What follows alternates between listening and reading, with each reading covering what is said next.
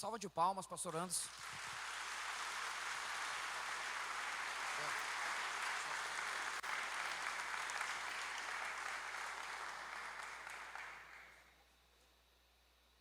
Paz, irmãos. Agradecer ao Senhor Deus por esse dia. Agradecer a liderança, o pastor local, os pastores locais, Maneco, Rada, por esse privilégio da gente estar aqui na Bahia, no Nordeste, pastor Neto, transbordando aqui a palavra e a vontade do Senhor para as nossas vidas, amém? Esperamos que você não seja o mesmo depois desse dia e santifique no que precisa santificar. Abra sua Bíblia em Gênesis capítulo 35, versículo 16.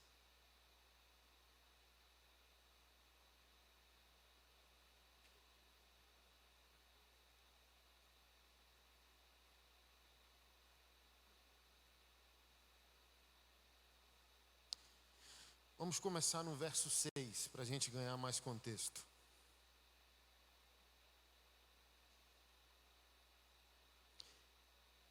Gênesis 35, verso 6.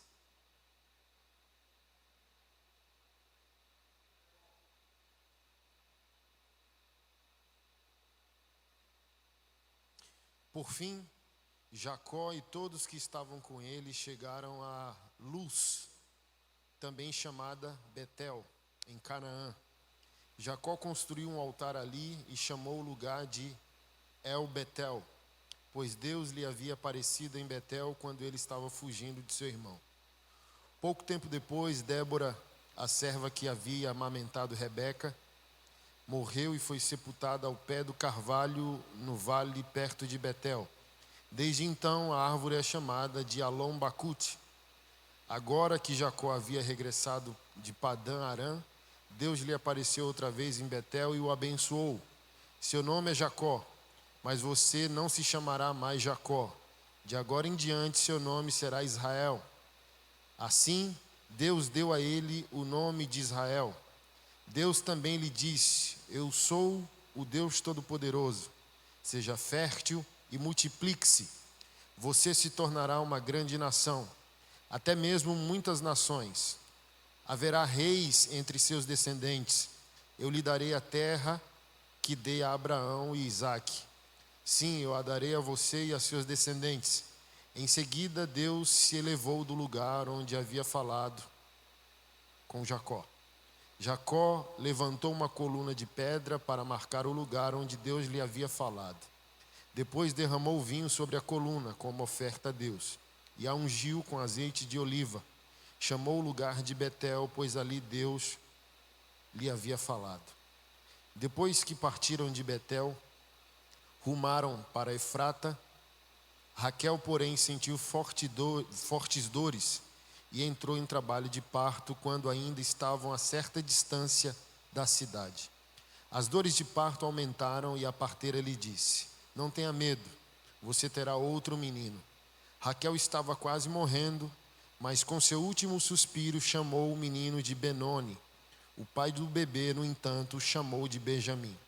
Assim Raquel morreu e foi sepultada junto ao caminho para Efrata, ou seja, Belém, sobre o túmulo de Raquel. Jacó levantou um monumento de pedra que está lá até hoje. Então Jacó seguiu viagem e acampou além de Midgal-Eder. Enquanto moraram ali, Ruben teve relações com Bila, concubina de seu pai, e Jacó ficou sabendo disso. Estes são os nomes dos 12 filhos de Jacó. E segue. Senhor, nós te agradecemos e te louvamos pela tua santa palavra e dispomos o nosso coração e o nosso entendimento em humildade para receber entendimento e revelação. Disso depende a transformação da nossa vida. Aprove ao Senhor encontrar corações disponíveis, quebrantados. A mudança e a santificação é a nossa oração em nome de Jesus.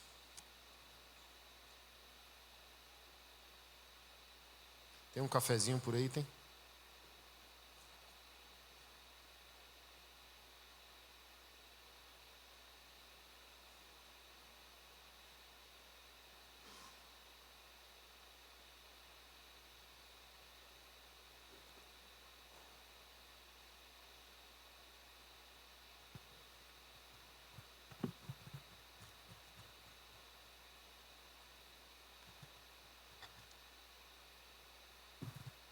Nosso tema hoje, por qual motivo um homem tem que ser transformado? Por qual motivo você, eu, todos nós precisamos de transformação? Primeiro motivo é que ninguém aqui existe posteriormente a Adão. Todos nós nascemos depois de Adão. Então todos nós já nascemos em pecado. Então não tem nascimento in natura. Ninguém nasce perfeito. Todos já nascemos imperfeitos. Foi essa a justificativa que o salmista deu a Deus quando pediu perdão, né? Em pecado me concebeu minha mãe. Então a gente vê hoje as pessoas dizendo, né? Homossexuais, transexuais, o ser humano no geral diz: Deus me ama como eu sou. Isso é contraditório ao Evangelho, porque desde que nós nascemos não somos quem Deus projetou para ser. Então ninguém nasce em condição natural, naquilo que é o plano de Deus. Só Jesus, Adão e Eva sabem existir sem a intervenção do pecado. Se você chegar para Jesus, obviamente, perfeito, nunca pecou. Mas se você chegar para Adão e Eva, eles saberão responder o que era ser perfeito um dia. Deixaram de ser. Então ninguém na existência humana sabe o que é perfeição. Já nascemos imperfeitos. Esse é o motivo por qual a gente se arrepende, nasce de novo, obedece a Deus, para a gente tentar de alguma maneira voltar a esse projeto original. Esse é o primeiro motivo pelo qual a gente tem que ser homens transformados, porque somos pecadores obstinados e a gente tem que santificar para se tornar aquilo que o Criador projetou para cada um de nós. O segundo motivo é: o Criador não faz o trabalho sem você. O primeiro motivo é uma questão de identidade. Se você não mudar, será condenado eternamente num fogo que não parará de arder, onde haverá choro e ranger de dentes. Porque a sua identidade é incompatível à identidade do Criador. A sua imperfeição é incompatível com a perfeição dele. Ele te ama. Se ele não te transformar, mesmo que ele te ame, ele te destrói sem querer te destruir. Então, quando ele te chama para o filho é a única maneira de aplacar a ira. Ele te cobre com o sangue do filho, ele te dá o espírito dele, e quando ele te olha imperfeito, ele vê a perfeição do filho e a perfeição do Espírito Santo em ti. É a única maneira de não matar você. A perfeição de Deus destruindo você. A única maneira. Porque Deus falou a Moisés: você não pode ver minha face. Porque Moisés seria aniquilado só de olhar para a perfeição de Deus. Deus, sem querer destruir, já destrói. Porque a perfeição destrói a imperfeição. A imperfeição não suporta a perfeição. Então o Senhor diz a Moisés: vira de costa, você vai ver só um pouco da minha glória. Se você me vê,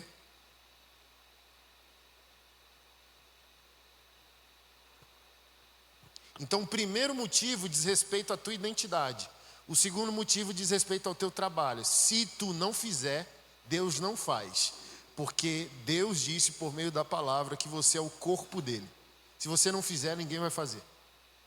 É por isso que o mundo está essa desgraça. Porque ninguém quer trabalhar.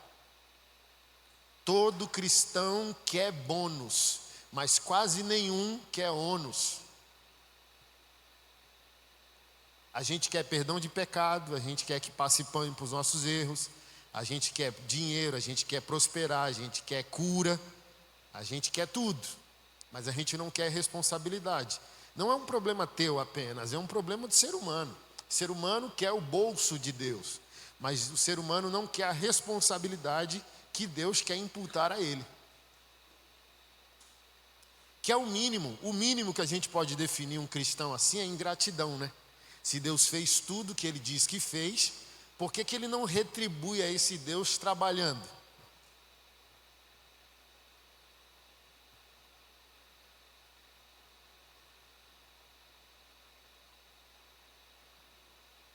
Por isso que a minha abordagem, quase sempre sobre casamento e a própria masculinidade, é o dinheiro.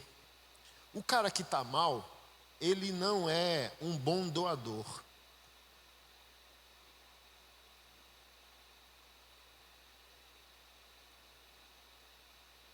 Por ele não ser um bom doador, ele não é uma boa pessoa, ele não é um bom marido, ele não é um bom cristão. Ele só é cristão para pedir perdão, mas ele não é cristão para obedecer e trabalhar. E quando você vai ver, há uma ganância, um egoísmo, um egocentrismo, uma usura na área financeira desse indivíduo. Porque trabalhar para Deus custa caro, amar custa caro. Ame alguma coisa, você vai gastar dinheiro, sim ou não? Então, se você não gasta dinheiro com aquilo que você ama, está provado que você não ama. Você é tentado por uma mulher na academia que alguém investiu dinheiro, ou o pai dela, ou o homem dela, ou ela mesma. Aí a sua, você não está mais apaixonado, cheio de tesão, porque não há investimento. Você só é tentado por aquilo que o amor de alguém botou grana. Aí, por exemplo, o homem evangélico. Quem aqui é pastor? Levanta a mão. Alguns pastores entre nós. Vocês não vão me deixar mentir. Os piores homens que congregam contigo não dizimam. Ô pastor, meu marido me bateu, me traiu. Aí o pastor vai lá. É o cara que só frequenta culto. Nunca obedece, nunca chega junto, não empurra a máquina para frente. Mas ele diz que ama Jesus, ama a palavra, ama a igreja. Como que você ama se você não põe para frente aquilo que te salvou?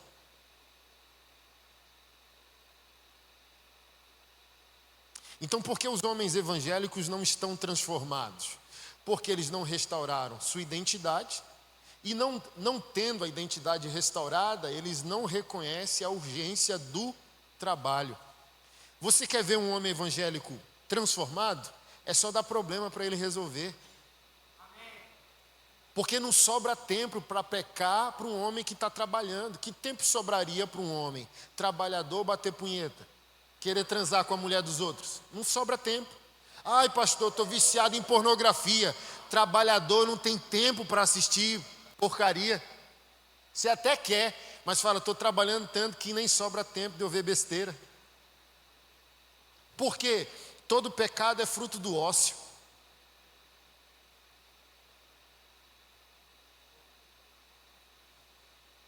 Então todo cara transformado, que eu vi transformado na igreja, foi depois que ele aprendeu a pagar uns boletos, trabalhar, se preocupar com o outro, com a igreja, com o órfão, com a viúva, com quem está passando fome, com o irmão, ajudar a igreja, ajudar o pastor. Mas o cara que não quer trabalhar não teve a identidade transformada, porque transformação sinaliza envio. Olha o profeta Isaías: ai de mim, os meus olhos viram um rei. Aí o anjo disse: você não vai ver o rei para morrer. O anjo vai lá com a tenaz, o alicate do braseiro, pega a brasa, toca o lábio dele. Quando toca o lábio dele, diz: os teus pecados perdoados, tuas impurezas agora santificadas. Aí o Senhor diz: a quem enviarei? Aí ele diz: envia-me a mim, porque foi transformado.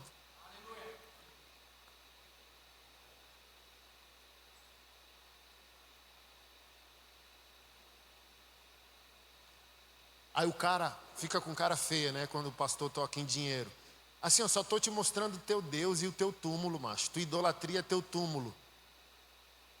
Tua adoração é teu voo. Quem não está voando, está morrendo. Só estou mostrando para você, sinalizando para você onde está seu problema, pô. Não estou aqui para ser teu inimigo. Estou aqui para dizer onde você está morto.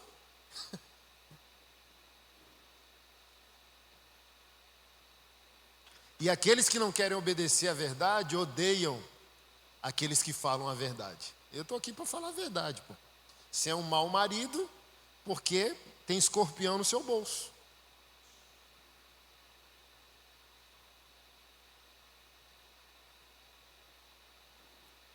Que para você estar, depois de 20 anos de casamento, apaixonado pela sua mulher, você tem que estar investindo nela, macho. Sim ou não? E esse cara omisso compra carro, mas não dá uma moralzinha para a mulher. E por isso que talvez aqui não, porque eu não tenho, pastor Anderson. Mas é aquilo que eu sempre digo. Não tem, não faz porque não tem, ou não tem porque nunca faz. Não ajudo a igreja porque eu não posso. Nunca pode? Então não é o contrário? Você nunca tem porque você nunca faz. E por nunca fazer não chamou a atenção de Deus para te prosperar. Porque Deus não prospera menino. Menino não paga conta, só dá trabalho. Menino só defeca na fralda. Homens resolvem problemas.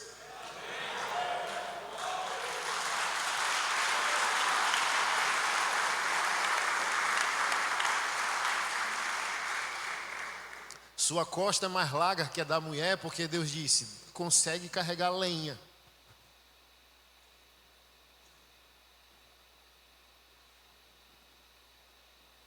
Tá vendo?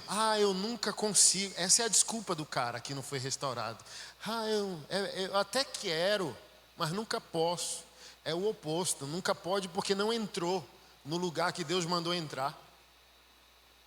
Porque, por exemplo, responsabilidade atrai prosperidade. Se Deus vê que você não decidiu, por que Ele tem que mandar recurso?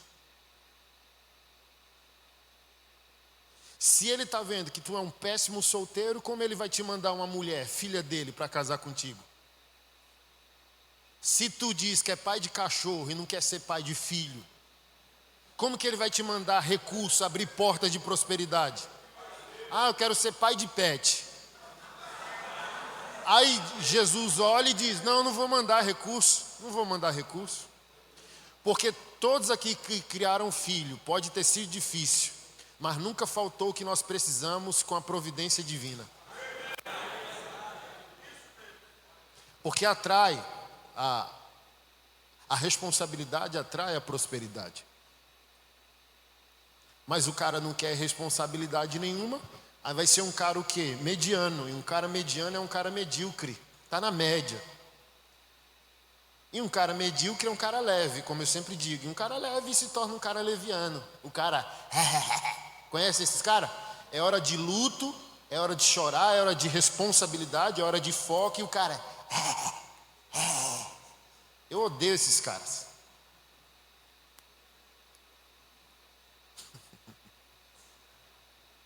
Sabe? Vamos chorar. Não, aí ele é leve, é piada toda hora.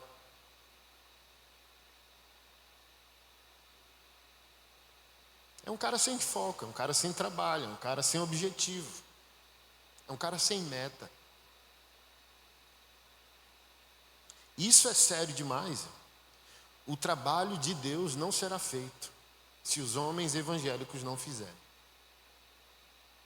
Porque a Trindade é invisível. Você não percebeu isso? Deus Pai invisível, Deus Filho invisível, Deus Espírito invisível. A única visibilidade de Deus é você. É bronca, irmão. Aí você diz, não estou afim. Aí contagia os outros. Também não estou afim, não estou afim, não estou afim. Por isso a avalanche feminista hoje. Porque as mulheres são cooperadoras de Deus. Se o trabalho não for feito, alguém tem que fazer. Se você não faz, abriu vaga para quem quer fazer, já era. Por isso a igreja está atrasada em tudo. Nem vou falar de política, olha o atraso que a igreja está. Cultura, arte, envolvimento com a sociedade. Está atrasado. Porque ninguém quer fazer o trabalho.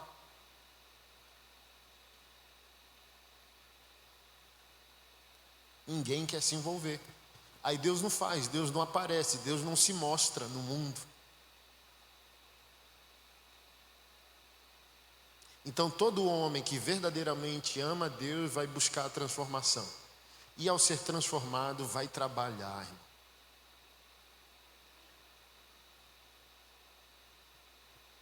Encontrar o maior fardo que possa carregar e carregar.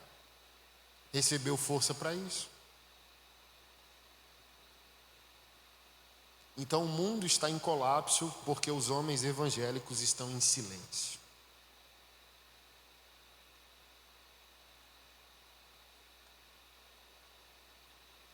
Você viu que o desembargador Sebastião falou na frente do STF essa semana, né? Irmão evangélico, um homem, Falou, já estou cheio de doença mesmo, morro daqui a pouco, mas não morro sem falar isso. As vossas excelências. Vossas excelências, porque é isso que o pessoal gosta, né? De babar o ovo antes, né? Vossas excelências estão entre as pessoas mais odiadas desse país.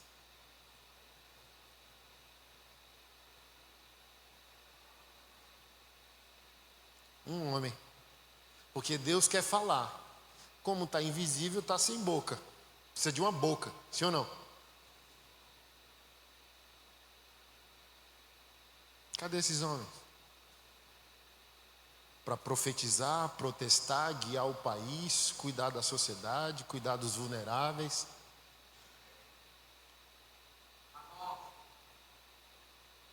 É lá Mateus 5,13.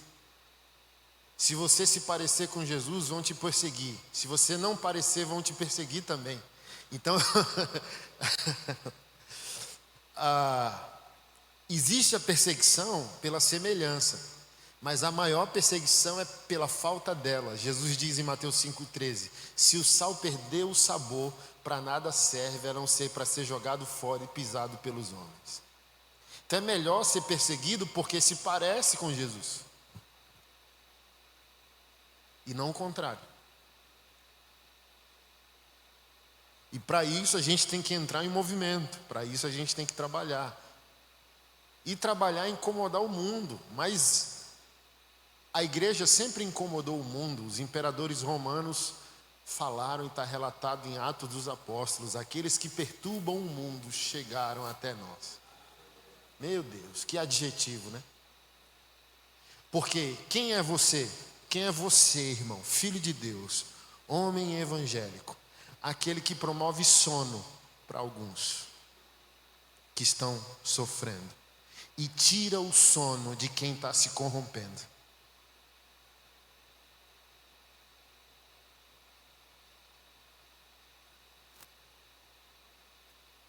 Mas se você estiver dormindo junto, como que se resolve o problema? Se você estiver se corrompendo junto, como que se resolve o problema?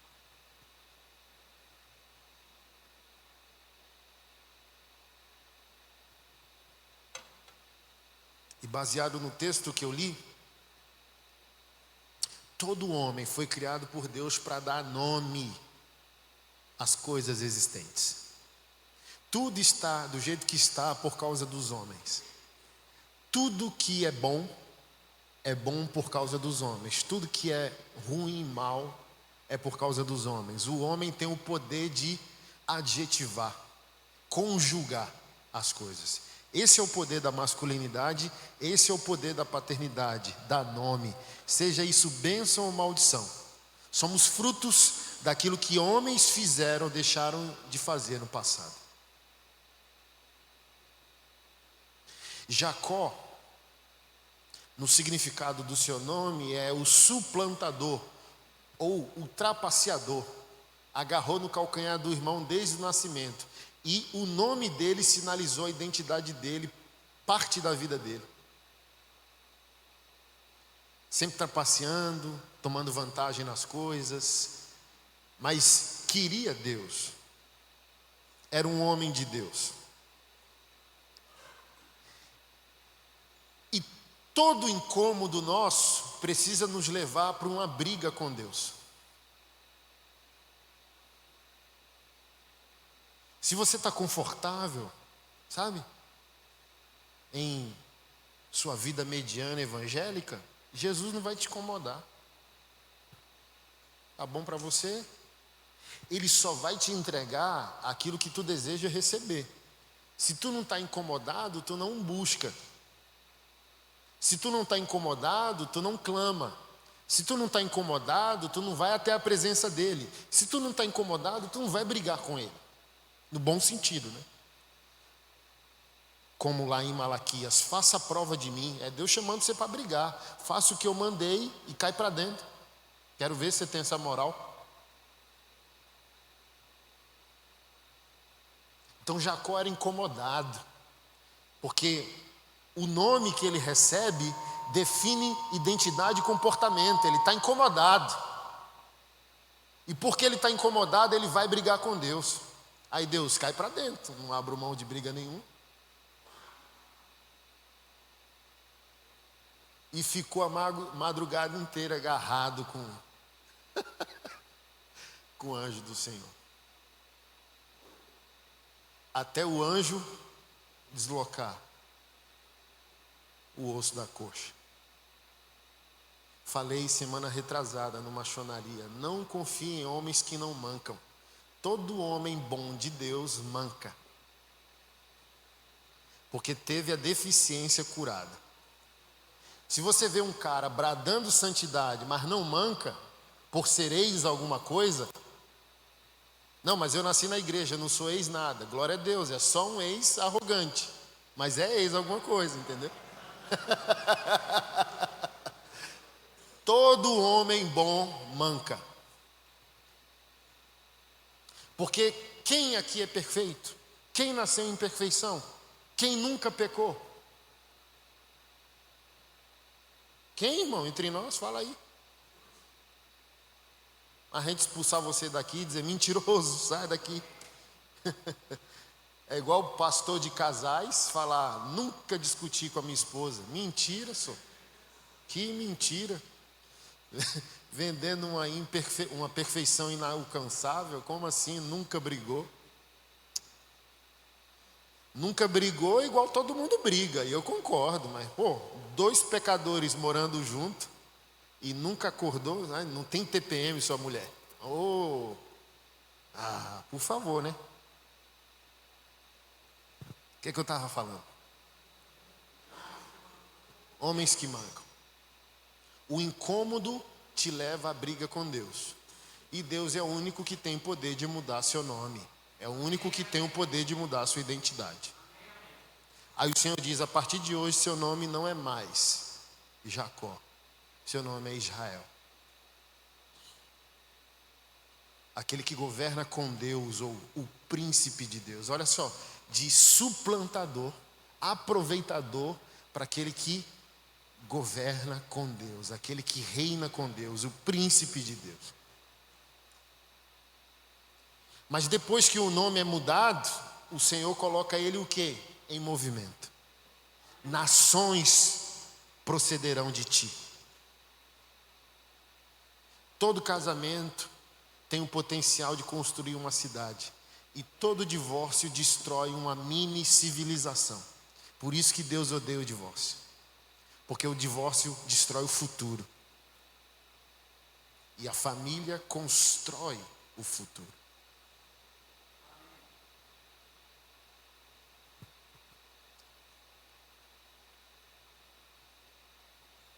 Então, todo o problema da cidade é o problema que começou na tua casa. E toda a solução da cidade é a solução que começa na tua casa. E tudo que começa na tua casa começa em ti. Começa na tua decisão. Começa na tua humilhação, na tua renúncia, na tua busca, no teu querer, no teu proceder. Não tem mundo melhor sem que Deus invada os nossos lares. Porque primeiro começa em nós. Toda corrupção política começa na corrupção moral de alguém em casa. Toda corrupção política é uma corrupção dos afetos familiares. Eu sempre digo isso: não tem corrupto político. Só tem um adúltero fazendo contra todos nós o que já faz contra a mulher dele. Então o adultério dele é um treino dele desviar o dinheiro da merenda. Então ele é insensível às crianças porque ele já se treinou na insensibilidade ao choro da esposa. Então ele não consegue mais se compadecer da esposa. Ele vai se compadecer de quem? Ele vira um monstro. O cara do adultério, o cara da pornografia vai cauterizando todas as camadas da personalidade dele, ao ponto que ele desensibiliza e não olha mais ninguém com afeto, só com tesão, só com desejo de capturar a próxima foto para o próximo pecado. Então ele vai para a academia e fotografa na mente dele 20 bundas que ele vai se masturbar no banheiro quando chegar em casa. Então ninguém é mais gente para um cara viciado em sexo. Todo mundo é uma fotografia pornográfica. Quando esse cara entrar num cargo público, o que você acha que vai acontecer? O que você acha que vai acontecer? Corrupção. Então não tem nenhum corrupto que é santo.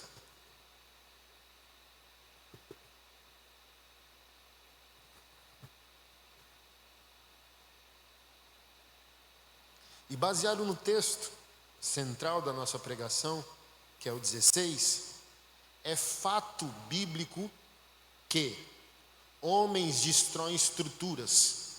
Pecado masculino é um pecado político, é um pecado macroestrutural de gerenciamento.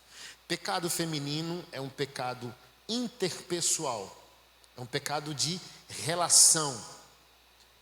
O homem destrói estruturas, mulheres destroem pessoas com manipulação, vingança, vitimismo. Então, a mulher possui mais um vetor emocional, o homem possui mais um vetor moral. Não que a mulher não seja moral e que o homem seja emocional. Estou falando de maneira universal. O homem tem mais um senso combativo, moral das coisas. E a mulher tem mais uma percepção sensível das coisas como ajudadora que Deus a fez. Você está aqui? Nessa perspectiva, o homem não pode negociar a liderança. Ele é o líder de tudo e todos. Se ele fugir do protagonismo de liderar tudo e todos, inclusive sua própria mulher, tragédia. Tragédias em breve.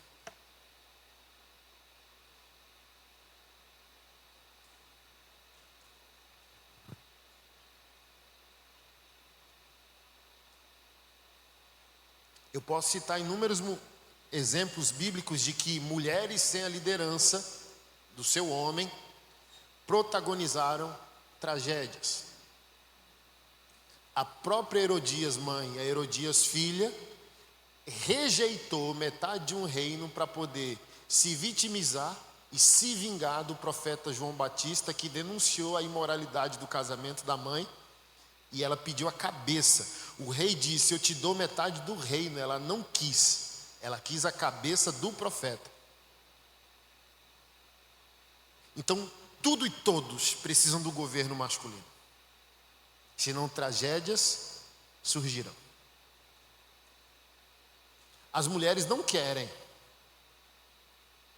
governança masculina. Então, governança masculina é igual paternidade, não é democrático, lidere e pronto. E ela vai cedendo, porque quando eu digo lidere, eu não estou dizendo mande. Eu estou falando de Jesus. Não estou falando de liderança sem o exemplo de Jesus. Você está aqui? E toda liderança de Jesus cura rebeliões com abraços. Todo mundo aqui rebelde, quem nasceu de novo foi curado pelo um soco de Jesus ou um abraço da cruz. Então a mulher não quer, porque as estatísticas provam que o homem não funciona. Mas quando o homem de Deus chega, problemas param de acontecer. Você está aqui? E quanto mais você vive a cruz, a mulher desconfiada vai baixando a guarda, baixando a guarda. Então não é democrático. Não é democrático. Você tem que liderar e ponto final. Você está amando sua esposa quando você não pede a opinião dela e guia o barco para o lugar de paz.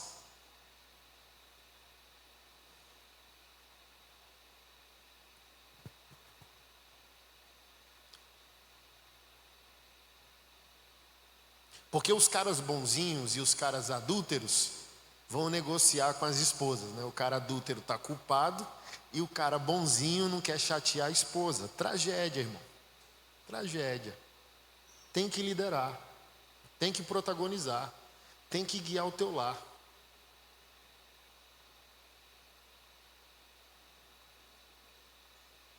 Tu é corpo de Cristo, sim ou não? Ele pede tua opinião sobre como liderar a igreja dele? Porque ele é homem. Homem só avisa quando ele toma boas decisões. Aqui eu não estou falando do cara que está morto, eu estou falando do cara que está vivo. O cara que está morto, primeiro se arrepende, para depois começar a governar. Estou falando para o cara que está vivo. O cara que está vivo, ele avisa. Ele não é democrático. A esposa, pô, pastor, a esposa não vai gostar não. Claro que não vai, macho. O histórico fala para ela não confiar em um homem tomando decisões. Mas você, como homem de Deus, precisa tomar essas decisões. Por quê? Um homem transformado toma decisões de médio e longo prazo. Ele já antevê o futuro. E como o vetor interpretativo da vida para a mulher é mais emocional, ela pode tomar decisões circunstanciais.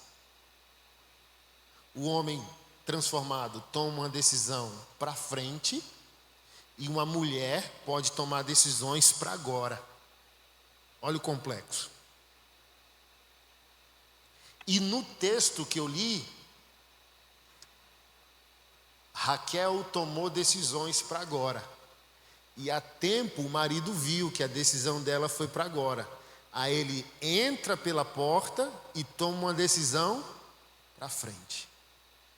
Que decisão foi essa, pastor Anderson? O nome do filho.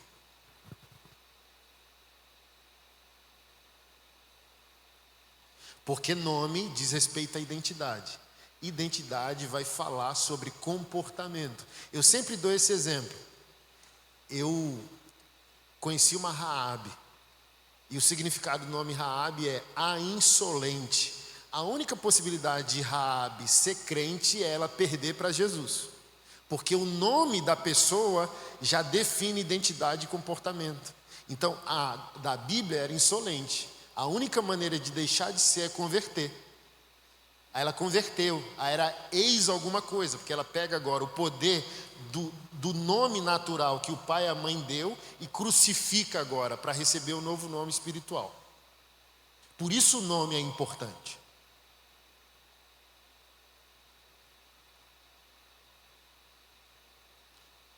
E ela deu o nome no filho baseado no sofrimento que estava vivendo. Morreu no parto.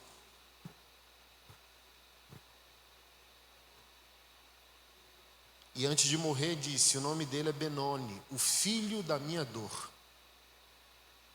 É um péssimo nome, né? É tipo assim, o Fantástico alguns anos atrás fez a matéria lá dos nomes que as pessoas estavam lutando na justiça para tirar, né? Um deles era Roleston. Quando os Rolling Stones vieram a primeira vez no Brasil, o pai falou, que legal, botou Roleston. Rolé. Tinha 1, 2, 3 da Silva 4.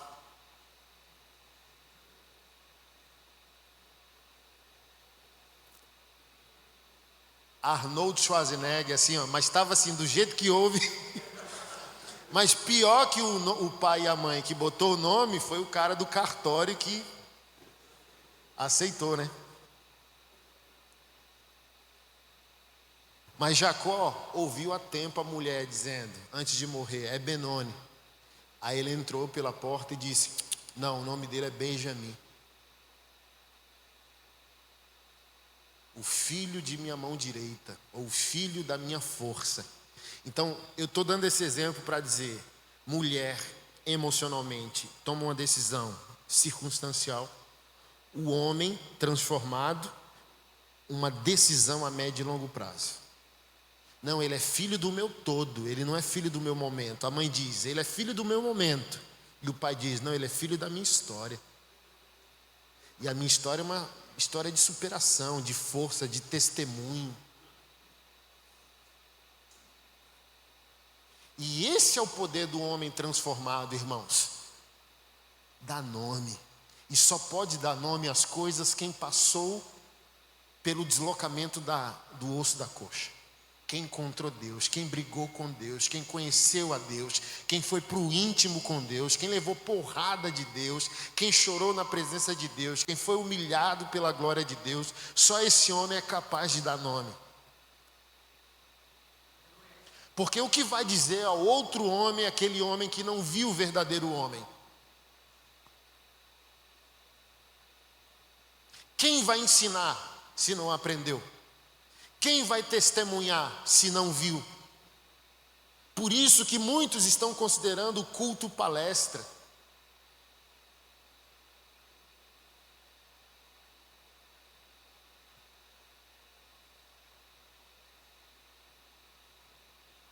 Porque a maioria dos cultos nas igrejas por aí não são feitos mais por testemunhas. Pessoas testemunhando o que vem e ouvem diante do Senhor. Os homens de Deus estão vindo para o culto para opinar. E ninguém sobe ao púlpito para opinar. A mensagem daqui para aí é um veredito. Assim diz o Senhor, está escrito. Então ninguém deve subir aqui com dúvida. Ninguém deve subir aqui para dar opinião. A gente deve subir aqui convicto de dar o veredito baseado naquilo que está escrito. Até rimou.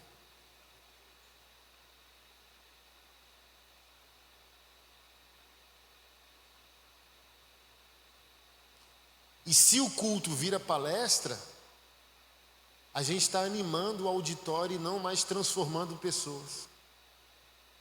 Por isso a tragédia. Por isso uma igreja grande com impacto social mínimo. Por isso a perseguição, não pela semelhança, mas pela falta dela. Porque zombam de nós? Porque a gente se parece com Jesus? Não, na maioria dos casos, porque a gente não se parece com Jesus.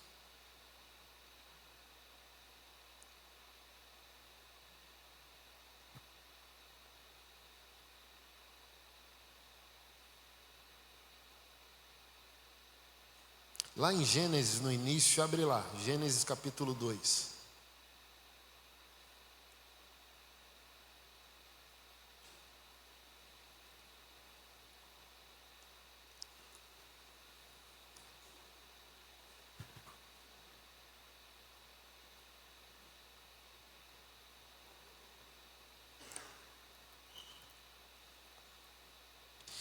Gênesis 2:15. O Senhor Deus colocou o homem no jardim do Éden para cultivá-lo e tomar conta dele. Mas o Senhor Deus lhe ordenou: coma à vontade dos frutos de todas as árvores, exceto da árvore do conhecimento do bem e do mal.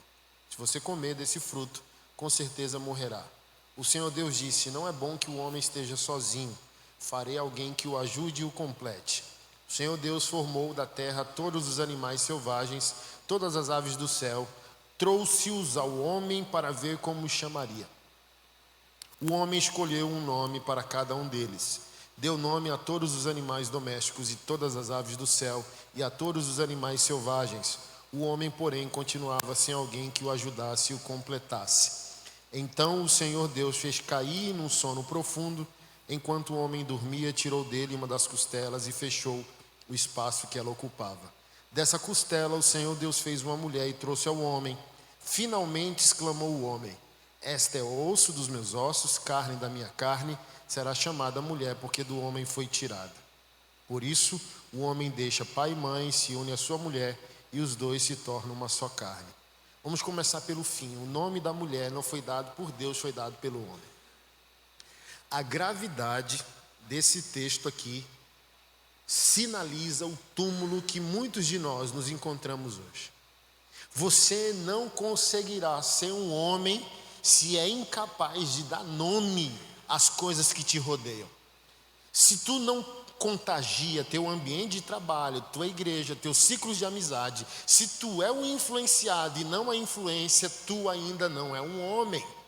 Com isso eu não estou dizendo que você não é macho, você é macho.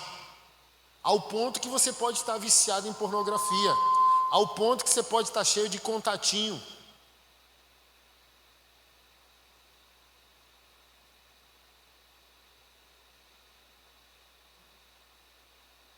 Então, se tu é influenciável e não é influência, tu é um macho menino, mas não é um homem. Porque o homem, em Deus, foi chamado para dar nome. E se você é capaz de dar nome, você é o influenciador dos ambientes, e não o influenciado dos ambientes. Você não é um camaleão. Se andar com corrupto, vira corrupto. Se andar com adúltero, vira adúltero. Não, você tem que andar com todos, como Jesus andou com todos. Mas você é um influenciador.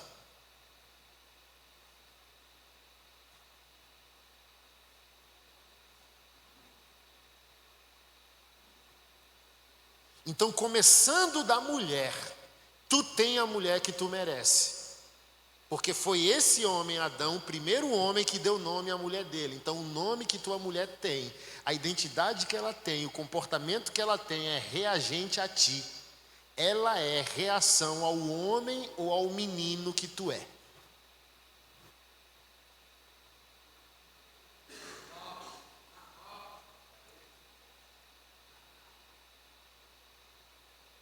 Ah, então ela não tem responsabilidade? Tem, sozinha tem.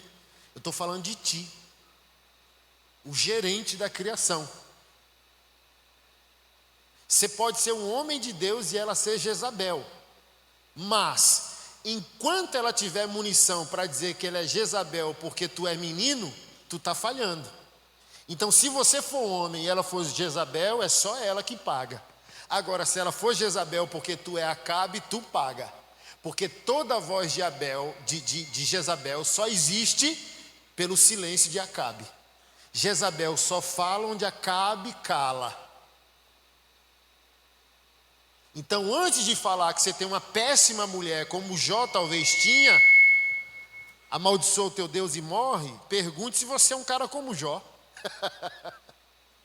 Antes de reclamar da mulher que você tem, responda para si mesmo, para Deus e para nós: que homem és tu? Que homem eu sou? Que homens nós somos? Então, antes de reclamar da política que temos, da sociedade que temos, do país que temos, da igreja que temos, respondamos a nós: que homens somos?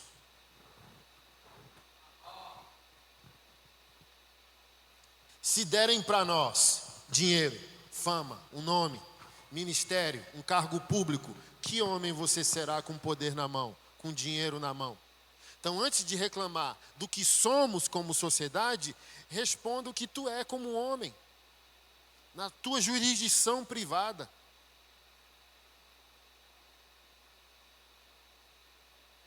Então, a tua mulher está reagindo a ti, porque ela vai receber o nome que tu supostamente recebeu de Deus. Se Deus não te deu um novo nome, tu vai dar um falso nome a ela. Então, se ela não é quem deveria, também está reagindo a ti, que não é o que deveria ser. Ainda. Jesus não voltou, a esperança, ainda. Por isso, um encontro como esse aqui, por isso, maçonaria, para ajudar a fortalecer o resgate do nosso verdadeiro nome. Onde a gente vai dizer: primeiro eu vou verificar se eu estou omisso. Se eu estou omisso, que eu me arrependa. Se eu não estou omisso, eu posso reclamar de tudo e todos. Só reclame depois de verificar se você é o que deveria ser. Se você não é, não reclame, se arrependa e comece o trabalho. Está aqui, irmão? Umas caras de tristeza. Mas é assim mesmo, irmão. Começa com a tristeza, para depois começar com a alegria. E tristeza vem porque a gente está botando na lista o check-in, né? Tenho, falta isso, falta isso, falta isso. É por isso que eu sempre digo: se sair do culto feliz, não é culto.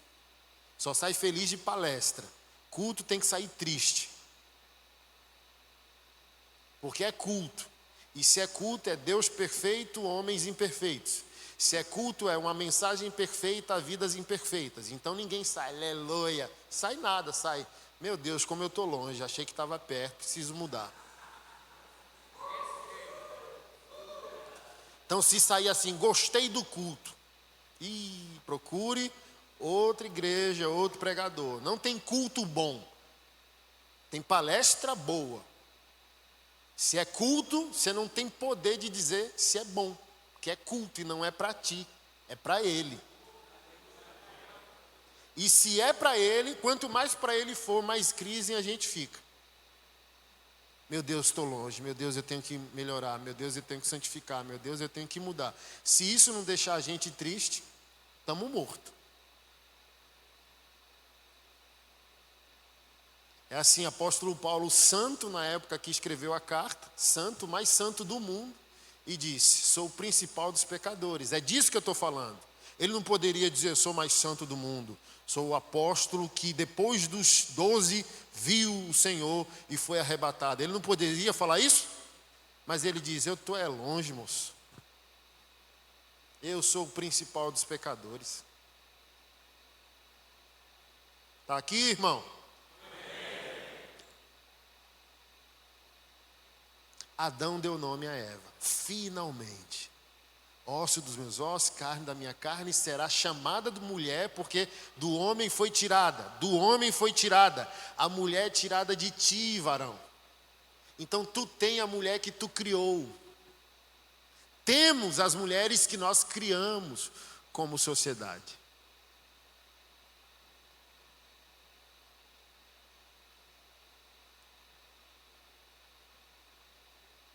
Mas o mais interessante é que o texto relata que Deus criou e não deu nome. Isso aqui devia ser mais pregado. Deus não deu nome à criação. Quem deu nome à criação foi Adão. Está escrito nas nossas Bíblias: trouxe ao homem para ver como o chamaria. Adão deu nome a tudo. Porque esse é o poder da paternidade, esse é o poder da masculinidade, esse é o poder da decisão santificadora do homem, dá nome. E tudo vai ser consequência dessa nossa possibilidade de dar nome. Você vai fecundar, tudo que um homem faz fecunda, mas qual é o nosso problema hoje? A gente dá nome às coisas, mas é em nome do adultério. Olha para a nossa música, irmão. Olha para a nossa música popular.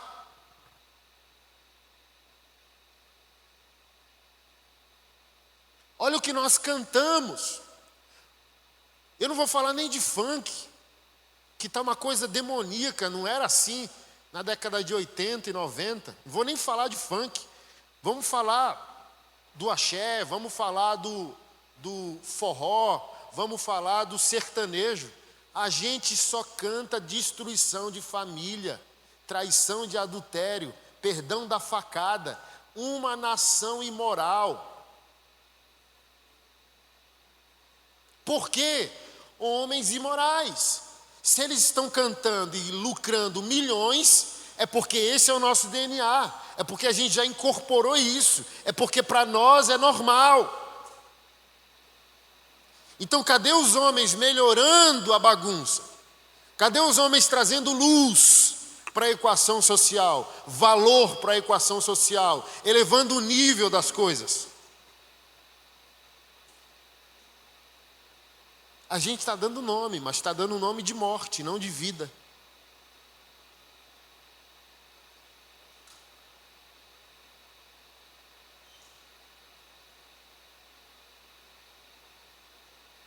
Ei, Adão, venha dar nome. Ei, Anderson, venha dar nome. Ei, Francisco, venha dar nome. Ei, Marcos, venha dar nome. Você vai dar nome. Porque no verso 15 aqui que eu li, está escrito: Deus colocou o homem no jardim para guardar, cultivar.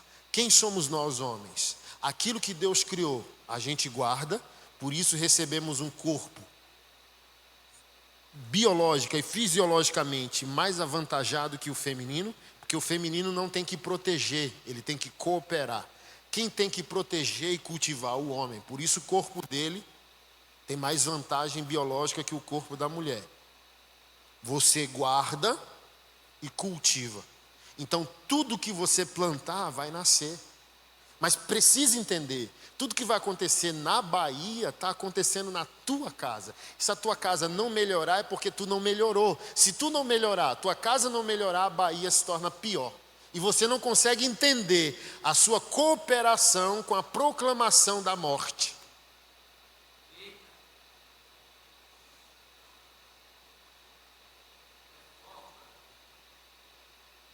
Então hoje o feminismo quer matar o bebê no ventre por fetiche ideológico. Mas que tal a gente aceitar o BO, que começou décadas atrás no abandono dos homens? A falta de responsabilidade em não assumir. Então antigamente ela ficava com BO. Hoje ela pode tornar o aborto pauta de saúde pública. Saúde pública é para promover saúde e vida, né? Então estão chamando de saúde pública o poder de matar uma criança no ventre. Mas hoje é por fetiche. O que um juiz sabe? Está no STF. O que um juiz sabe sobre o chão da vida? Que dia um juiz entrou numa favela? Pergunta se as mulheres da favela querem abortar. Querem nada.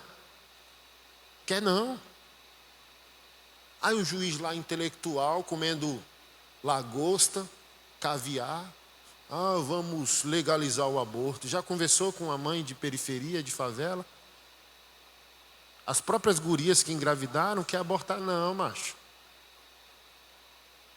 Por quê? Irmão, na vida real não tem esse negócio de todes, não tem esse negócio de ideologia. Pergunta o que é feminismo para a Dona Maria, que acorda às 5 da manhã. Pergunta para o seu Zé lá qual é o gênero dele, binário, não binário, aposentado.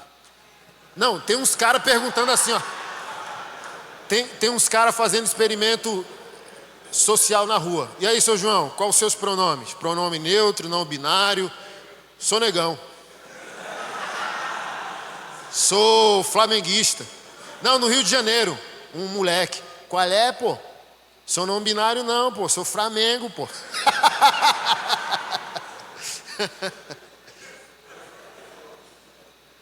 Mas a gente precisa aceitar que tudo isso começou com a nossa omissão. Primeiro foi o aborto social, para depois vir o aborto literal. Homens sem responsabilidade no passado abandonaram quem deveriam amar. E hoje essa avalanche de abandono gerou esse monstro ideológico que quer matar crianças no ventre.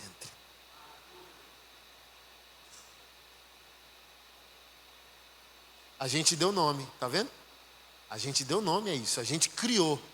Como cantou Renato Russo, nos perderemos entre monstros da nossa própria criação.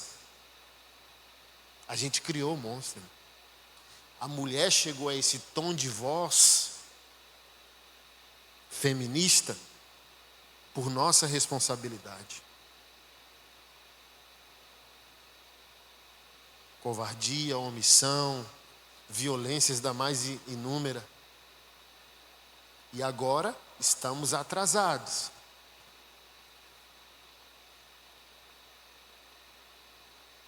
Mas onde está a esperança? Em Cristo temos o poder de dar um novo nome.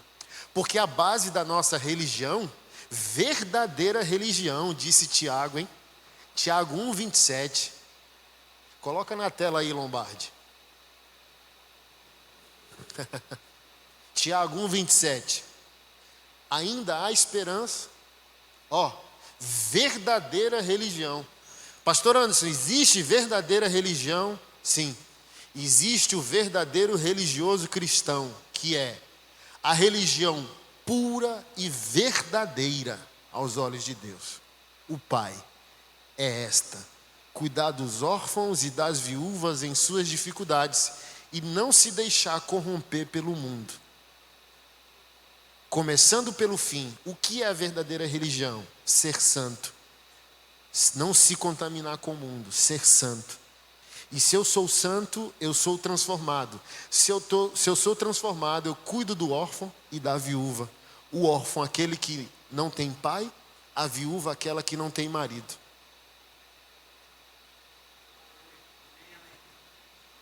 Então, todo homem transformado vai se importar.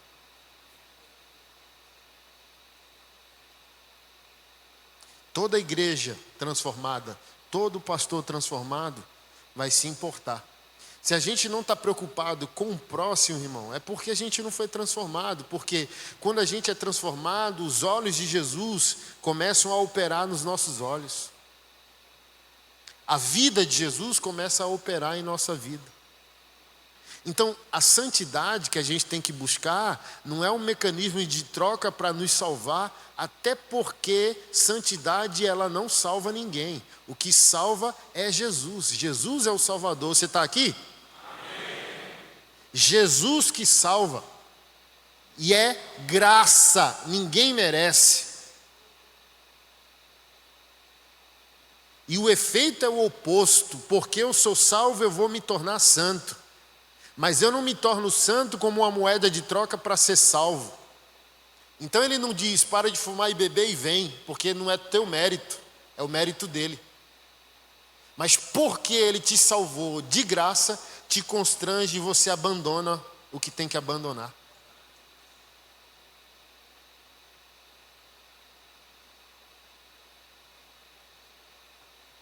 Infelizmente, esse é fato. Onde existe homem em pecado, existe timidez e omissão. Por que o trabalho não está sendo feito? Um monte de homem pesado pelo peso do pecado, com vergonha. Como eu vou abrir a boca para denunciar, se eu serei denunciado?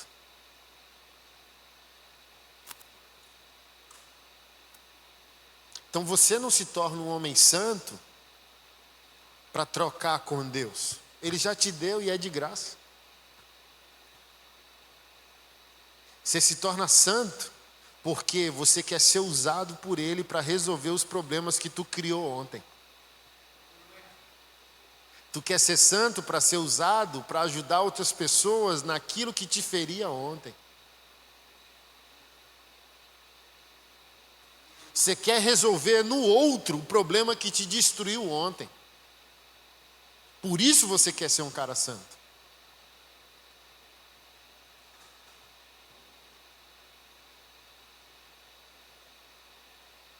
Tem café ainda por aí? Tem?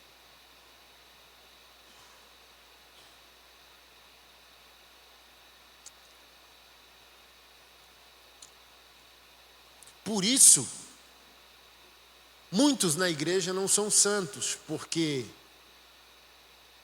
já se acham salvos e acham que é isso, parei de fumar e beber, assistir novela, estou garantido. Não, mas santidade não é para garantir, santidade é para trazer semelhança para a força do trabalho.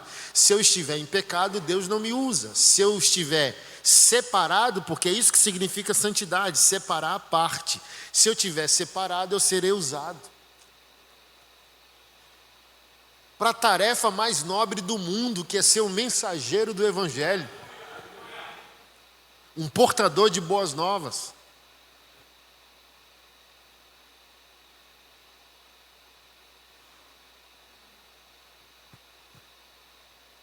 E quando isso acontece, irmão, você para de ser um criador de problema.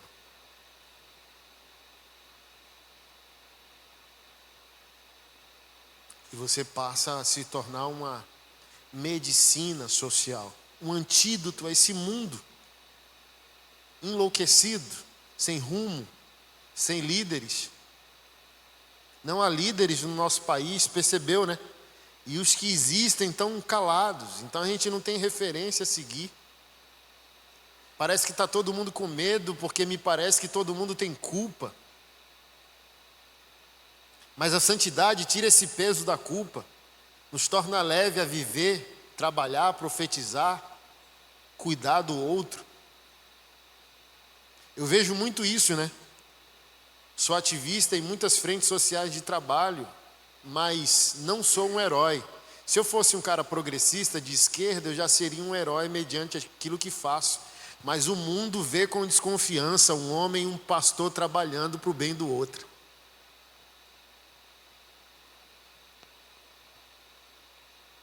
Tipo, não é possível. Tem alguma coisa por trás. Ele é pastor, não é possível que ele está fazendo isso. Não, ele é homem, não é possível que ele está cuidando de mulheres. Não é possível que ele está cuidando de autista. Ele é homem, sabe? Se um cara progressista falar bom dia, aí na Câmara Municipal lá vai dizer uma placa em homenagem ao reconhecimento ao bom dia que o fulano deu. Aí vem lá um pastor, faz uma creche. Cri, cri, cri. Ninguém noticiou. Por quê? É um pastor. E pastor não é um homem bom. É isso que o mundo diz. Porque anos de atraso, anos de omissão. E obviamente que o mundo vai ver você com desconfiança. Por exemplo, você sempre traiu sua mulher. Agora se tornou um novo homem, um homem bom, que está orando na hora da refeição.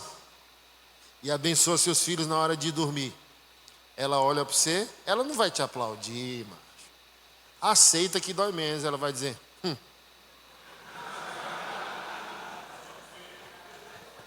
sei.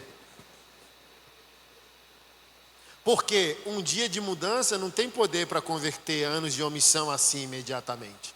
Todo mundo vai desconfiar, pô. Mijasse em pé, tu queria passar a vara. Aí agora tu diz, sou um novo homem, ninguém vai confiar que tu mudou assim, pô. Aquele cara lá que transava até com a sombra, duvido que ele mudou. Não foi assim com o Saulo de Tarso? Duvido, todo mundo ficou com medo da conversão dele, não, ele está mentindo. É um fake news aí, ele quer prender todo mundo e matar. Demorou para o pessoal dizer, ele é verdadeiro convertido. Só uns 3 crentes que chegou perto de Saulo. O resto, ó. Então, irmão, já vou adiantando. Ninguém vai confiar que você mudou. Então, você não muda para agradar. É a primeira coisa que eu vou te falar para consolar. Você não muda para agradar ninguém. Você muda para agradar Jesus. Então, o povo vai falar mal que você está mudando. Porque o povo quer falar mal mesmo, macho. Sou de Maceió, Alagoas, não sei aqui se tem a traição ao catolicismo, né? Todo mundo católico, ninguém praticante, né? Aí todo mundo católico. Aí quando converte, aí fala, entrou para a lei dos crentes, traidor, né? Fala, tu nem vai para a missa, macho, como é que eu sou traidor? É, traidor da família. Tu tem 10 anos que não vai, mas sou católico. Ninguém vai confiar. Tua esposa não vai confiar, pessoal do trabalho não vai confiar, ninguém.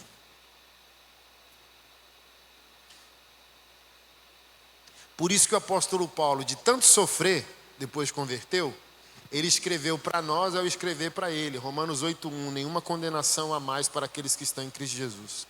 2 Coríntios capítulo 5, do verso 17 ao 21, todas as coisas velhas se passaram, não conhecemos mais ninguém segundo a carne, ou seja, a gente não conhece mais as pessoas segundo o seu histórico de vida, mas mediante sua crucificação em Cristo Jesus. Então decida, macho.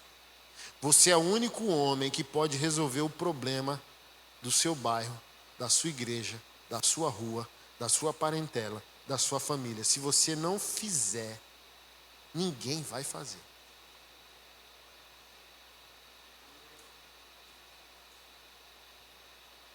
Você é o melhor homem nos contextos que você está inserido. Você é o único que, ao ter uma visão, trará uma solução. Mas você não vai conseguir isso aqui, ó. Mão na Bíblia, mão aqui. Não vai. Mas aceite isso, se você é crente, obviamente. Enquanto você se diverte no seu pecado, pessoas que poderiam ser salvas estão morrendo. E você vai pagar. Porque você era parte de Deus, teoricamente, mais próximo do problema. Enquanto tu peca, alguém morre. Olha o índice de pedofilia que temos no nosso Nordeste. E é o nosso punho que Jesus queria usar.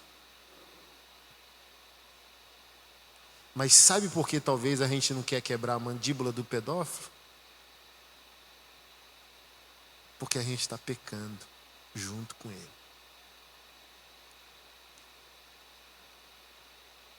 Porque a gente está tendo prazer com aquilo que deveria não ter prazer. Porque nós estamos caçando quem deveríamos proteger. Crianças deveriam se sentir seguras ao lado de homens. Mulheres deveriam se sentir seguras ao lado de homens evangélicos. Mas será que isso está acontecendo? Será que estamos protegendo as pessoas? Será que estamos mandando esse recado ao mundo? Que nós somos os melhores homens da nossa cidade, que nós somos os melhores homens do nosso contexto, que nós somos dignos de confiança, nos entregue o que é do outro e eu vou guardar, me entregue o bem público, me entregue o bem espiritual que eu vou guardar. Eu já excomunguei da igreja o cara que roubou dízimo da igreja, macho.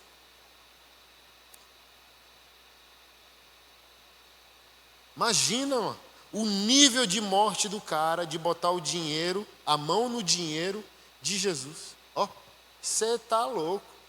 É melhor você assaltar um banco, macho. O cara vai lá na igreja e leva o dinheiro de Jesus. Há mais perdão se o cara assaltasse um banco do que botar a mão no dinheiro de Jesus.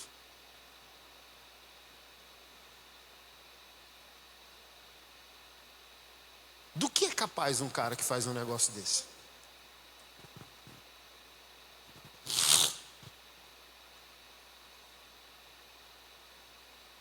Por isso que eu sempre digo, não duvide de você. Você é terrível. Charles Spurgeon disse, não fique chateado quando falarem mal de você. Você é pior do que estão dizendo por aí. Não duvide de você.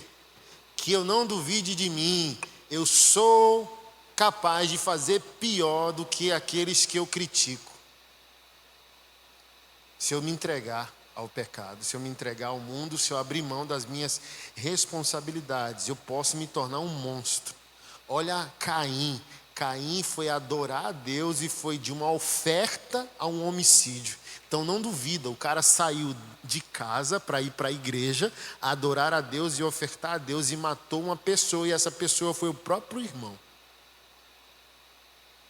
Então não duvide que você é capaz de matar alguém saindo de casa às 6 da tarde para ir para o culto 19. Não duvide que você pode trair. Não duvide que você pode talaricar. Você é capaz de qualquer coisa. Para o bem e para o mal. Um homem pode ser um verme, como ele pode ser um herói. Ele só precisa ver alguém sendo um verme e sair inocente, ou alguém sendo um herói. Então decida e contagie outros homens. Porque na morte a gente cobre os irmãos. Tem uma parada real aí, TikTok da vida. A esposa falou bem assim, eu vou mostrar como os teus amigos são sacana junto contigo. Nem sei se é aqui na Bahia. Pelo sotaque eu acho que é. Olha aí, ó, seus amigos, sem vergonha. Aí liga.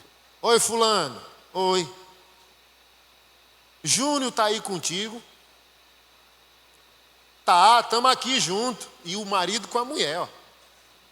Tá contigo aí, Júnior? Tá aqui do meu lado, pô. A gente está aqui perto de um helicóptero. Aí ele faz até o... Isso é top, porque essa é a natureza do homem. Fidelidade, lealdade, na morte. Mas um princípio verdadeiro. Aí a gente vem para Cristo e é tímido. Quando estava morto, defendia os amigos. Pagava junto, matava junto. Se o amigo chegasse assim, ó, matei um cara, você vinha com a pá e dizia, a gente vai enterrar onde? Entendeu? Comia Deus e o mundo. Aí criava a história mais mirabolante para as esposas. Aí vem para a igreja. Ai, não sei. Dava tudo ao pecado, dava tudo ao diabo, para ficar de meninice agora convertido, pô. Se entregou tudo, entrega tudo agora. Se era a Vera antes, porque não é a Vera agora, pô. Se matava e morria em lealdade na morte com os amigos, por que não faz isso agora, na luz? Porque a gente não está vendo homens bons na casa do Senhor, homens sacrificiais, homens entregues na casa do Senhor. Cadê esses homens? Cadê você, macho? Se você parou de criar problema, cadê as suas propostas de solução? Tá aí, ó, 2024, por que tu não se apresenta vereador da tua cidade, bexiga? Se tu é um homem bom. Pastor, o que é que tem a ver? A mesa de trabalho vai ser ocupada. Se um homem bom não sentar, um homem mau vai. Aí não adianta chorar depois dizendo, mandaram uma lei e não sei o quê. Mas cadê o homem de Deus para barrar a lei?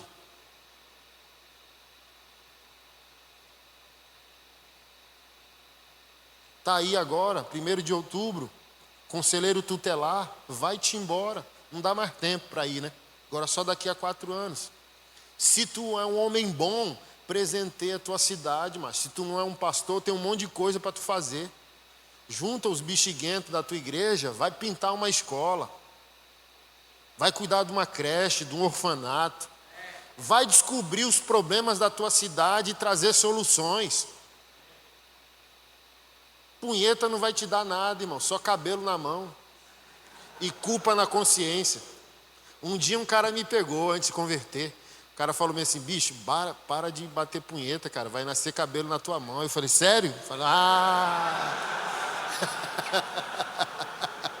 te peguei.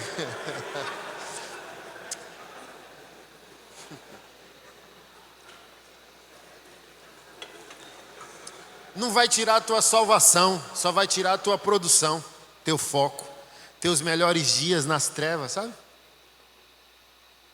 Provavelmente, se ama Jesus, é todo pecador e crê que Ele é Salvador, vai ser salvo. Mas vai chegar lá rastejando igual verme. E quem rasteja é Satanás, ele é a serpente. Ele não te criou para viver rastejando, para ver no que vai dar. Quem rasteja é Satanás. Tu foi chamado de filho e foi chamado para sentar na mesa. Então é para chegar lá no dia pela porta estreita em pé, dizendo obrigado, Senhor. Não é para chegar lá todo mutilado, arrastado, sabe? Olha, sabe? Igual o paralítico lá com os amigos, não é para chegar paralítico, se não é paralítico. Se for, a gente empurra. Mas se não é, não vive como se fosse, pô. Triunfa, reina. Para de considerar que Jesus existe só para perdoar pecado, porque Ele não existe para acelerar a tua vida, teu destino, te fazer melhor do que tu é. Porque usar Jesus foi mal, de novo. Não que Ele não perdoe, Ele está aqui para perdoar, mas sempre, você não chega a Ele para presentear Ele, você não chega nele para dizer, Jesus, obrigado, aqui, vamos lá. Não, o cara só procura Jesus para entregar BO. O cara só procura a igreja para resolver problema. Só procura igreja perto do divórcio. Só procura igreja endividado. Porque não chega quando prosperou. Porque não chega quando passou no concurso. Porque não... Sabe? Eu estava ali com um irmão, dono do Coco Bambu em Brasília. Eu fiquei com inveja gospel, né? Dizendo, oh, aleluia, cadê esses caras? Falou, não, um amigo meu, advogado, pegou uma causa aí. Aí eu indiquei, perguntou para mim onde tinha um pastor firmeza, eu indiquei o pastor tal lá para ele dar o dízimo da causa. Aí eu, qual o valor? Aí ele, 1 milhão. Oh, glória! Me põe na fila aí desses amigos, senhor. Oxe, quantas creches eu ia abrir com um dízimo desse? Olha só. Eu não digo que esse cara é um cara bom porque deu esse dízimo. Mas assim, é uma tentação fela da mãe para dar um dízimo de 1 milhão, sim ou não? Para dar um dízimo humilde de 10 reais, 100 reais, está tranquilo. Agora você ter 10 milhões, assim ó, na cabeça, mamon aqui ó. Mamon tem uma britadeira, sim ou não? Rapaz, tu vai dar um dízimo de 1 milhão na mão de um pastor, tu tem certeza disso? Tu tá com febre, tu tá em sã consciência, é isso que o Satanás vai dizer, sim ou não? Talvez esse cara é um adúltero. Aí todo adúltero quer lavar dinheiro na igreja, dar um bom dízimo para aliviar a consciência. Talvez não. Talvez é um homem bom de Deus dizendo, cadê o homem bom de Deus na cidade para acelerar o ministério dele?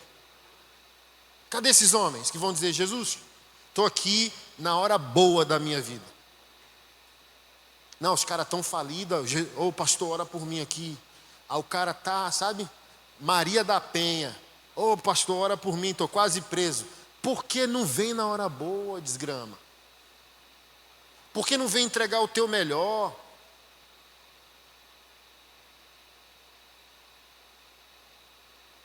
Por que não vem decidido a parar de produzir o problema e dizer, Jesus, eu quero ser instrumento de solução na tua mão?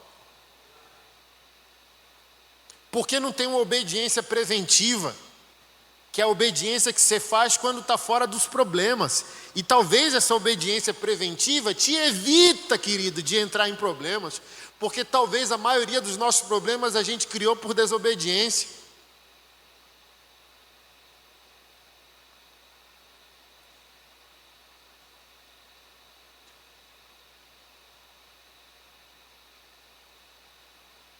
Estás aqui? Sempre falo para Deus que eu queria aprender a tocar violão e ter uma voz boa, para não ter recebido um ministério para deixar os irmãos tristes. Porque o cara do louvor é cara top, né? Deixa todo mundo bem. Aí tem uns ministérios que vêm para deixar os irmãos mal. Eu não queria. Falei, ô Senhor, eu queria tocar uma viola, ter uma voz bonita, cantar Maranata. Mas eu recebi um ministério para apertar uns parafusos soltos.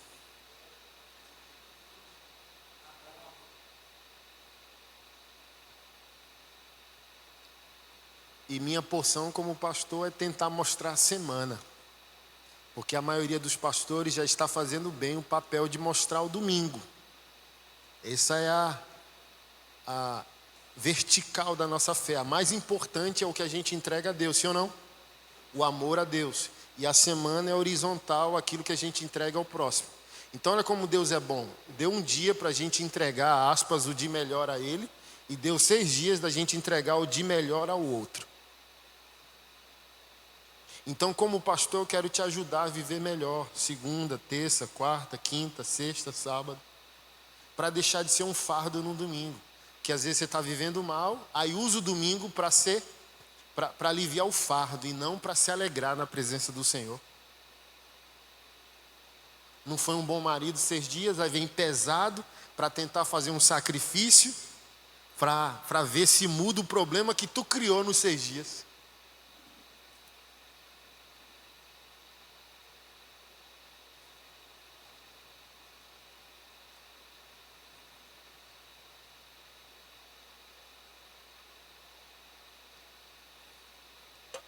Deus é bom.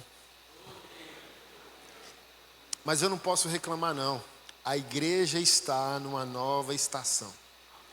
Ela vai ser obrigada a sair das 4 paredes. O Estado, mais uma vez, vai obrigar a revelação da natureza da igreja. O Estado é a grande besta do Apocalipse. E ela vai apertar o cinto. Juízes já estão definindo o que um pastor deve pregar. A sociedade está marginalizando a fé cristã, proibindo a doutrina cristã. A pressão está vindo para falar para o cristão do que você é feito. Você sabe viver fora do culto? Você sabe viver sem um templo? Aí que entra a restauração da masculinidade bíblica. Os agricultores e os guardiões do Evangelho de Deus, os homens, fecundadores da vontade de Deus em qualquer lugar que eles forem. É no templo? É no templo. É no lar? É no lar. É no trabalho? É no trabalho. Um homem de Deus faz igreja em qualquer lugar. Onde tem um problema, um homem de Deus faz uma igreja.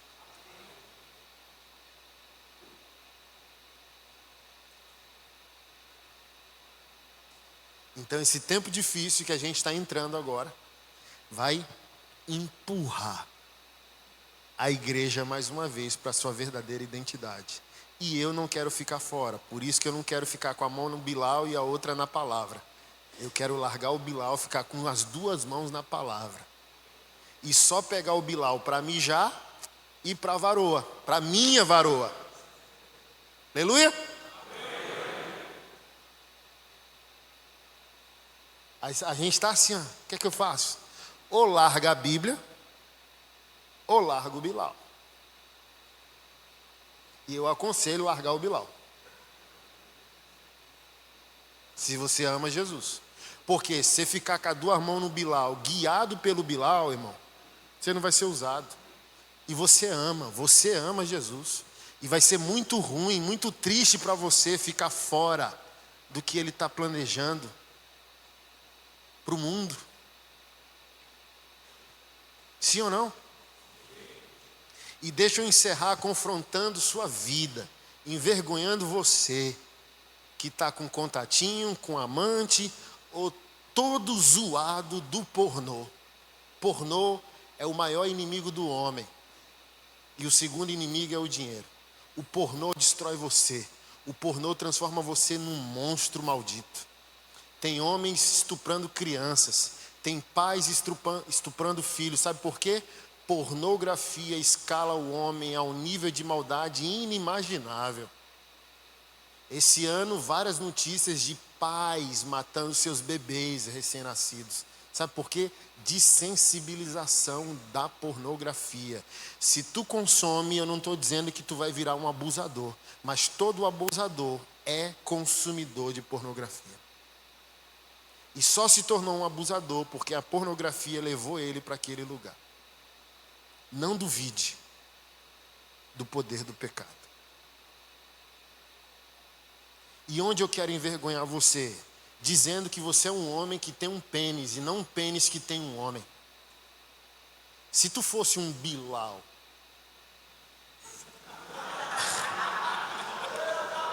e tivesse um homem pendurado, aí eu poderia dizer, não há o que fazer. Ele é 1,70 m de Bilal e tem um homem. Então ele vai fazer isso mesmo. Mas tu não é um Bilal que tem um homem. Tu é um homem que tem um Bilal. Sim ou não?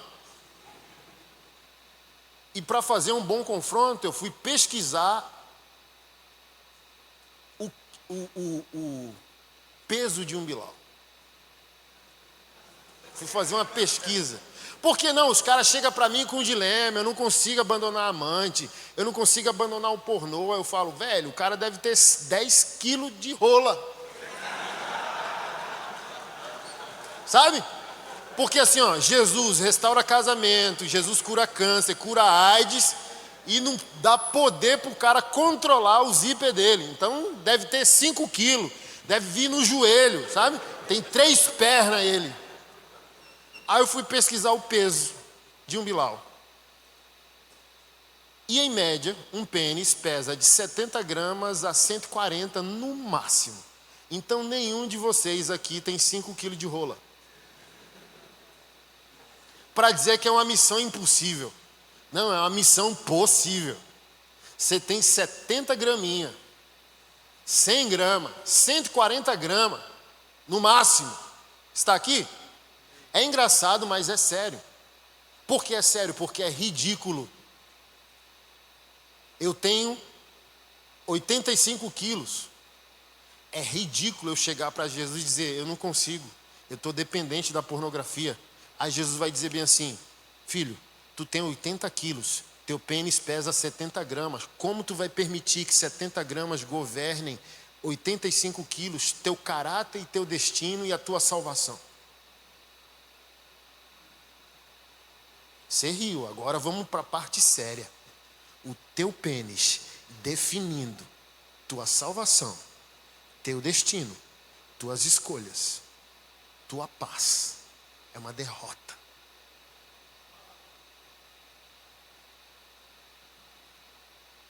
Tiago falou que a gente não poderia ser governado pela língua, um pequeno membro entre o corpo. Vamos usar a mesma linguagem. O destino da nossa vida é guiado por um pequeno membro em nosso corpo. A derrota de um homem é ser liderado pelo seu pênis. Se o seu pênis te governa, você não é digno de liderar nada mais na sua vida. Você está declarando sua derrota. Se o instinto te governa, você abriu mão de governar o que Deus quer que você governe. Se um pênis é o teu líder, sobre quem tu seria um líder? Porque se o teu pênis ficar ereto, toda a tua capacidade de governo desceu pelo ralo. Aí você está dizendo o quê? Eu sou um derrotado, eu não consigo.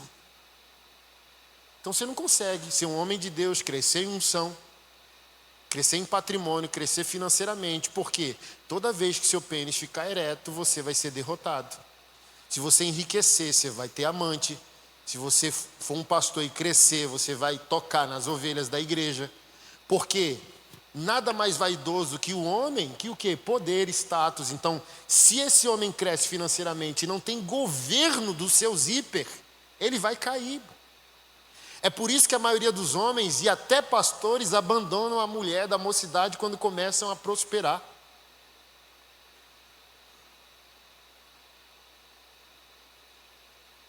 $70. Lembra disso toda vez? Ai, vou bater uma. Não lembra de mim, mas lembra do que eu disse.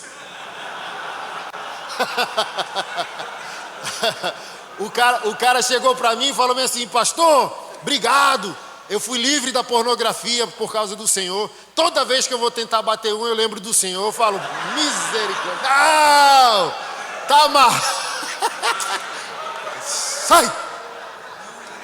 Tá amarrado em nome de Jesus. Lá ele. Não. Lá ele. Não pense em mim não, varão.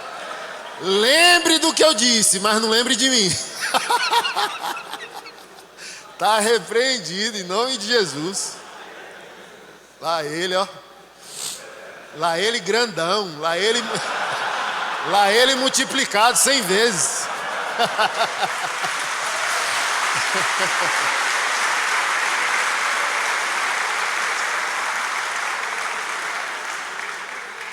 Mas agora falando sério, não é vergonhoso os 85 quilos governado por gramas? A gente declarando a Jesus e a vida, eu não consigo ser quem eu sou, eu não consigo governar a minha vida, porque eu não consigo ter domínio próprio do instinto e do zíper. Como Jesus pode confiar em nós? Como podemos crescer em credibilidade com a nossa mulher? Como ela pode confiar em nós? Porque toda vez que a gente empenhar uma palavra, ela vai duvidar se aquela palavra é verdadeira. Se a gente vai manter aquela palavra, porque ela sabe que a gente é volátil, volúvel. A fidelidade depende do momento. Então, se a gente trabalhar viajando, eu trabalho viajando. De quinta a sexta, saio e só volto segunda ou terça. Então, se for um cara volátil, eu peco todo final de semana. Porque homens voláteis são fiéis vigiados. Ela precisa dar senha da rede social, ela precisa estar de olho no cara. Mas se você estiver sozinho, você acha que você pode pecar? Não, se você for um homem de Deus, você sabe que mesmo sozinho, você está acompanhado pela presença e os olhos do Espírito Santo. Você está num hotel, aí você fala, não, eu não estou só. Não vou botar o pornô aqui na TV, eu não estou só, pô. Sou habitado pela presença, Ele está aqui comigo. Acorda, homem de Deus. Acorda, homem evangélico. Você é um presente ao mundo. Você é membro do corpo de Cristo. Tu é a mão do Cristo ressurreto. Tu é o Senhor aqui e agora para resolver os teus problemas e os nossos problemas como igreja e sociedade. Desperta. Para de viver pelo instinto e começa a viver pelo Espírito Santo de Deus. Fica de pé e vamos orar.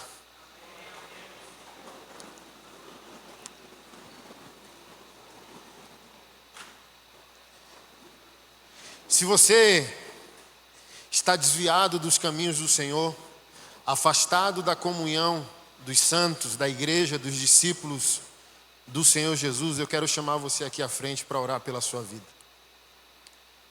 Se você ainda não declarou o Senhor Jesus como Senhor e Salvador da sua vida, essa é a sua noite. Você entregou tudo para o pecado.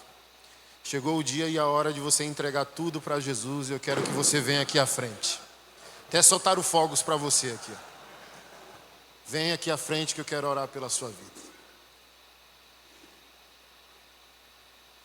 Não vou esperar muito porque não é leilão. Amém. Deus é bom. Aleluia. Louvado seja o nome do Senhor. Aleluia. Aleluia. Aleluia. Louvado seja. Louvado seja. Aleluia. Mais alguém entre nós? Amém. Vamos orar pelos nossos irmãos. Aleluia. Chamar os pastores que estão aqui, o pastor da casa, Fábio, Rada. Pai, louvado seja o teu nome. Nós te agradecemos e te louvamos, porque o nome do teu filho é escrito agora no livro da vida. Os pecados perdoados e cancelados, o escrito de dívida rasgado, as mentiras de Satanás caem por terra agora, em nome de Jesus. Vida do Espírito. Vida de Deus comunicada a Ele, em nome de Jesus. O recebemos com alegria e louvor na tua casa, na tua família, na membresia dos santos e redimidos do Senhor. Louvado seja o teu nome. Guarda a vida do teu filho, guarda a sua casa, guarda os seus, em nome de Jesus. E que o testemunho que se inicia hoje extravase da vida dele e toque todos que estão ao seu redor. Em nome de Jesus nós oramos. Amém. Aleluia.